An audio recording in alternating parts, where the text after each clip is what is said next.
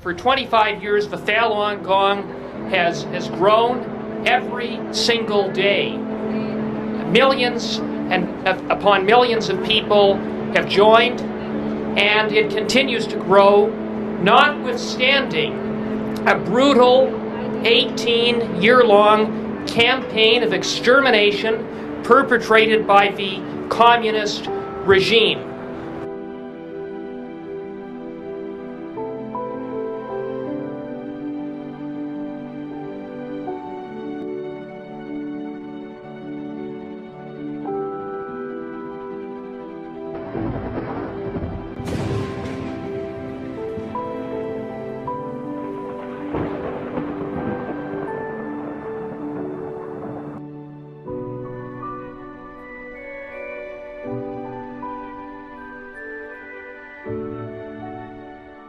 Falun Dafa is a meditation practice that you can do like in your daily life. It's very simple exercises and meditation. And there's also a very simple philosophy to try to be a better person. When I started practicing Falun Dafa, within a month, it was a huge transformation. I was no longer needed any naps during the day. I had a lot of energy. It makes me a better physician. It makes me more caring towards my patients and more giving of my time and my energy.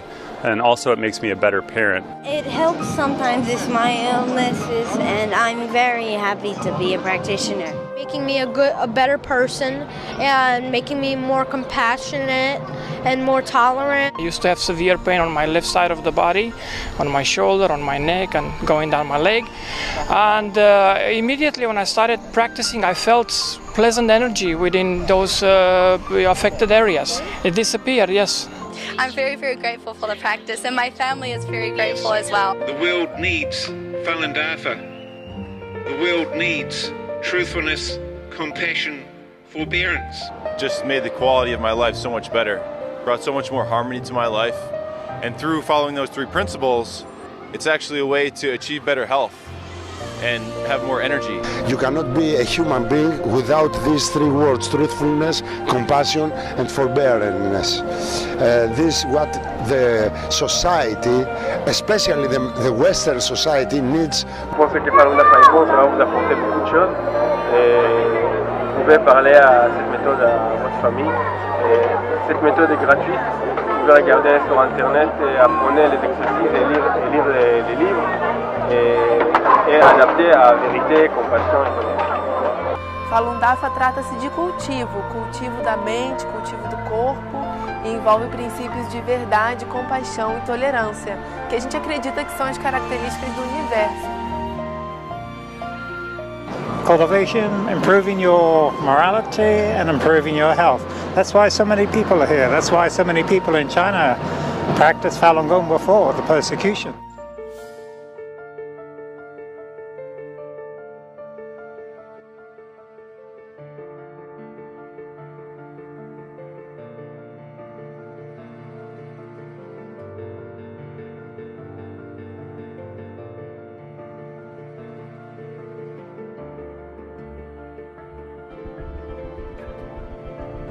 In the same way it has sought to eradicate Christians, the Chinese Communist Party has also sought to eliminate the spiritual practice of Falun Gong in China.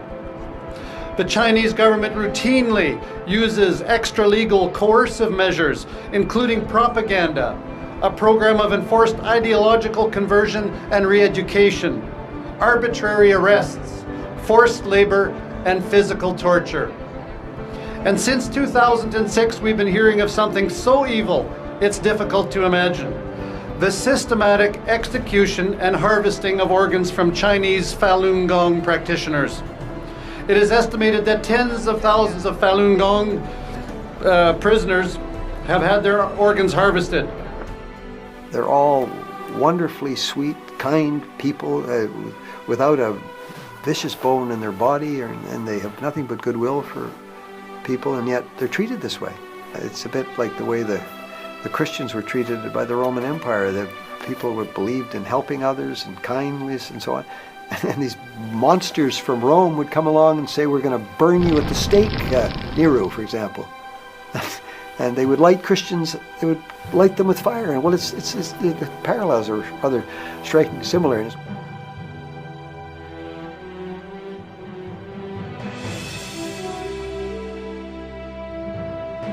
The exercise, the Falun Gong, was actually encouraged initially by the authorities on the basis that it was healthful and it cut down on the health bill and the system. And it grew from a standing start in 92 until 99, according to government estimates. They were estimating the size of various NGO communities. It was 70 to 100 million practitioners, which was more at the time than the membership of the Communist Party, which was 60 million. This was seen by Jiang Zemin, then the leader of the Communist Party, as a threat to his own position. He, even though many members of the Politburo were familiar with the practice and many party members were doing the exercises, on July 20th of '99, the Communist Party leadership launched a protracted and violent campaign whose stated purpose was to, quote, eradicate Falun Gong.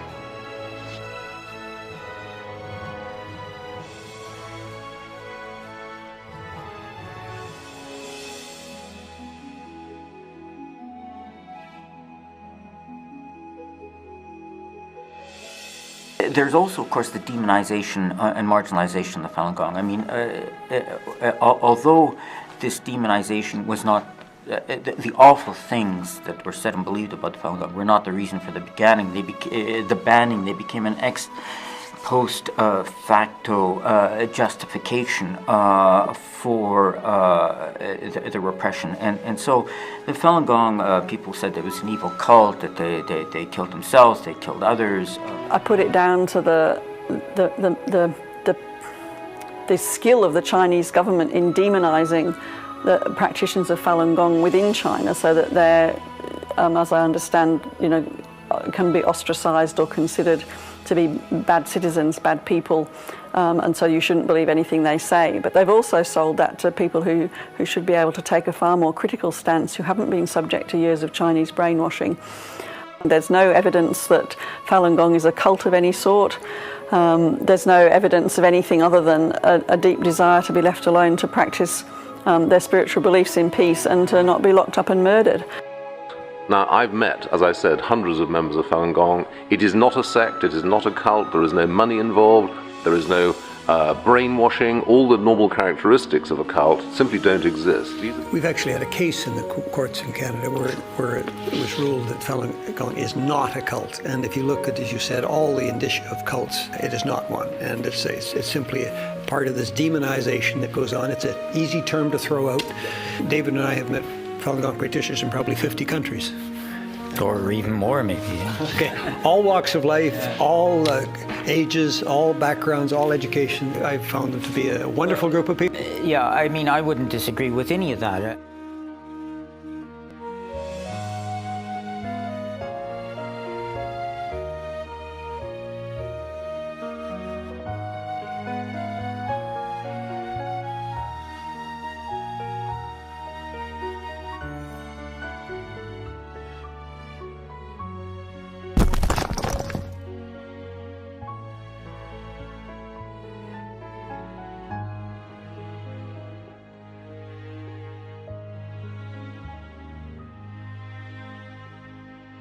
If you look what's happening in China with the Catholic Church, the Communist Party appoints bishops, and with the Buddhism, they've got their own Panchen Lama, and Islam, they have their own imams, but they can't do that with Falun Gong. And because they can't control them by appointing somebody who is the head of Falun Gong, the persecution is the only way out, which is to a certain extent explains the persecution, but also explains their strength, because the Falun Gong cannot be destroyed in that way by appointing somebody the communists decide to appoint as their head.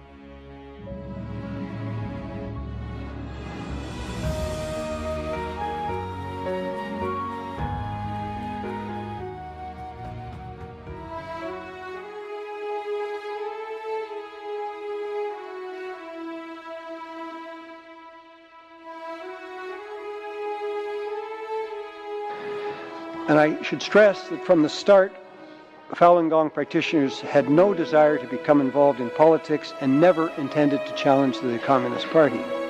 Their only political objective is to seek peacefully the end to the persecution across China.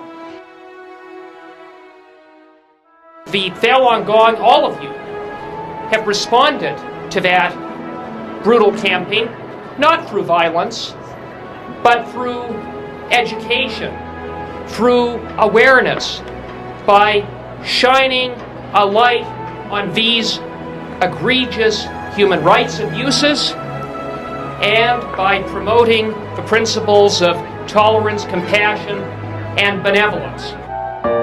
Falun Gong has been exemplary in its response. It has never dealt with violence in a violent way. It's always responded with forbearance, with love, with truth, with patience, and ultimately that's going to prevail.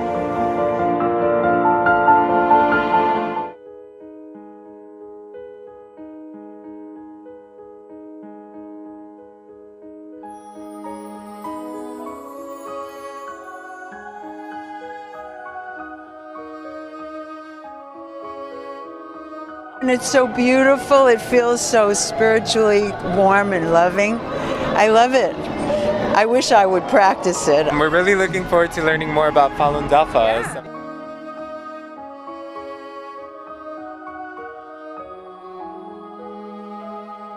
Got intrigued why those people are persecuted, so I looked online and I checked and I found it's nothing wrong. It's such a good practice.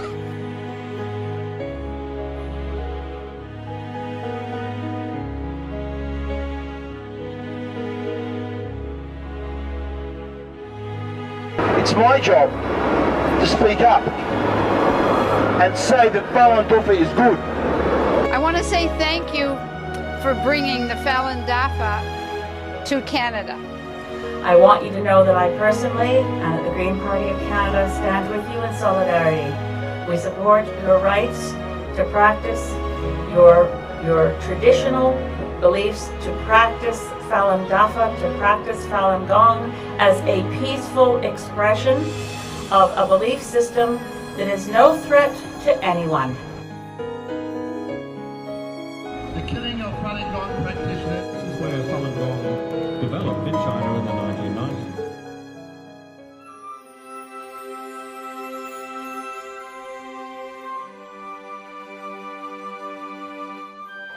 The persecution of Falun Gong is one of the worst human rights abuses in the world. It is absolutely wrong. It must stop immediately. The United States President must speak out against the persecution of Falun Gong. Leader in the free world, including President Trump, needs to raise this, in this case with Xi Jinping, very directly and earnestly and with great belief that things can change for the better if we use the tools at our disposal. We are very concerned about restrictions on freedom of religion in China, including restrictions and punishments against the Falun Gong, and we will continue to track these issues very closely and raise them with the government of China.